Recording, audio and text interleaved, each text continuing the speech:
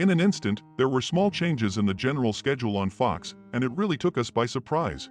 Honestly, we were a little upset as originally, the plan was for the Matt Chutry drama to air a 2-hour finale event on January 10th with episodes 12 and 13 airing back-to-back. But unfortunately, this will no longer happen. The season finale, namely episode 13, was postponed to January 17th. So we'll have to wait a bit to see how this story will end. So what can you expect to see from start to finish here? To be specific, a lot.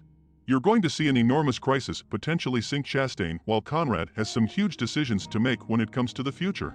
Undoubtedly, it is interesting where everything will stand at Conrad and Billy. They are of course moving in a romantic direction, but there is a chance of additional turns.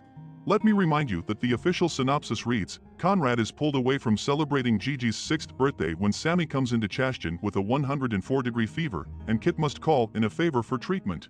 Meanwhile, a heart arrives for Governor Betts's transplant surgery. In any case, it will be an epic ending, so don't miss it.